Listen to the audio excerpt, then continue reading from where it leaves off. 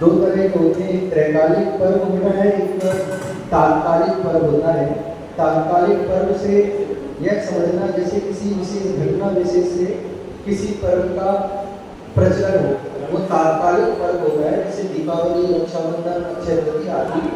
और त्रैकालिक पर्व वो होते हैं जो शाश्वत पर्व होते हैं, चाहे वह अष्टमी हो, चतुर्दशी हो या दशलक्षण पर्व हो, अष्टानिका हो, ये सारे पर्व शाश्वत पर्व हुआ करते हैं या त्रैकालिक पर्व होते हैं।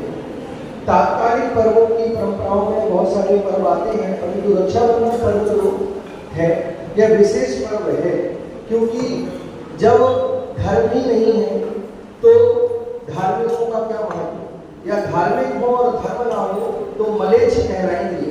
अब हमारे जब धर्म की रक्षा की बात आई, अपने मुनियों की रक्षा की बात आई, तब यदि श्रावक अपने कर्तव्य को भूल जाए तो याद रखना हम सबके जीवन का कोई सार नहीं रहेगा।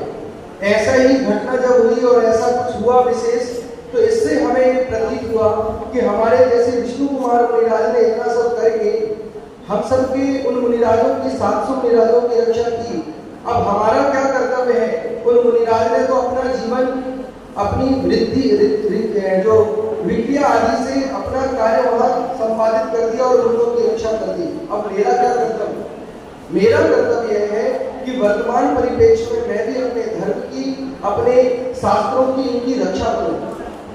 जनागम में जितने सारे हमारे मुनिराज हैं, सोचो जिस मुनिराज ने अपना सारा जीवन किसके लिए, अपने आप को समर्पित कर दिया जनागम, जिन शास्त्र और जिन मूर्तियों के, भगवान जिनेंद्र के समक्ष।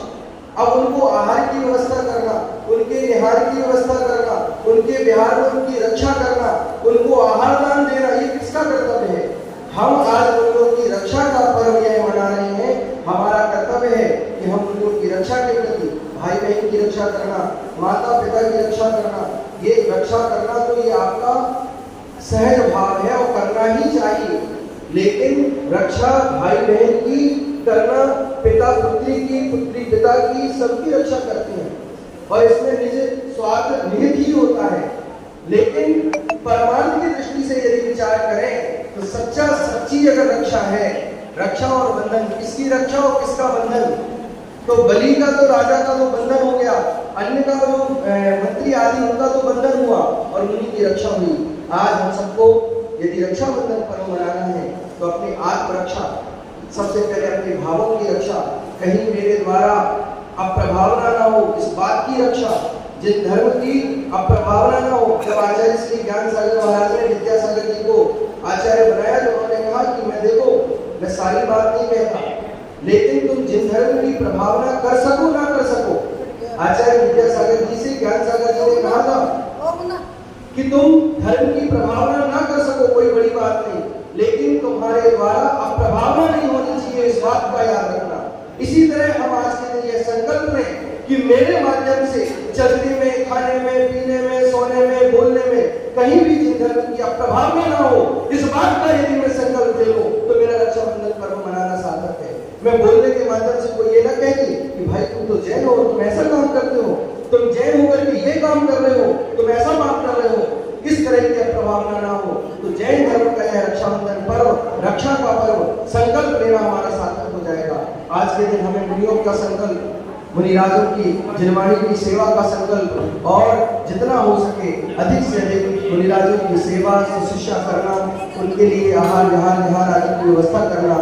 आजकल मुनिराजों से एक आचार्य से मेरी आचार्य श्री के समक्ष बैठकर चर्चा हुई। मैंने कहा महाराज जी आप तो मठ बनाते जा रहे हैं। मैंने कहा जो महाराज को देखो, वो अपना मठ बना रहे हैं, वो अपना मठ बना रहे हैं, आप रहने के लिए घर बना रहे हैं। तो महाराज ने कहा देखो, जो महाराज पहुंचे हुए होते हैं ना, उन महाराज की सेवा करने के लिए तो हर कोई तैयार होता है। जो पहुंचे हुए साधु और महाराज होते हैं, उनकी सेवा के लिए हर कोई तैयार होता है। जिन महाराज को प्रवचन देना नहीं आता, जिन महाराज को ज्यादा पब्लिसिटी नहीं है, उन महाराज को कहते हैं 7 दिन हो गए बिहार कब करोगे, बोलो। उनके लिए श्रावक कहने लग जाते हैं कि बिहार कब करोगे, आगे कब बढ़ जाए। तो बड़ी स्थिति हो जाती है। बोले हमारा अंत समय कैसा होगा, समाज वाले हमारे आहार भोजन की व्यवस्था करेंगे कि नहीं, ये बड़ी विडंबना है। बोले कम से कम मैं अपनी आत्म साधना, अंतिम समाधि मरण एक स्थान पर रहकर कर सकूंगा, कोई भगाने वाला तो विचार आया कि वास्तव में आज मुनियों के प्रति गृहस्थ श्रावक का क्या कर्तव्य होना चाहिए। उनकी संलेखना जब माता पिता की सेवा करते हैं अच्छी बात है, परंतु मुनियों की सेवा भी अंतिम समय पर यदि अच्छे से कर सकें, उनका संलेखना पूर्वक समाधि पर रखा सकें, तो हमारे लिए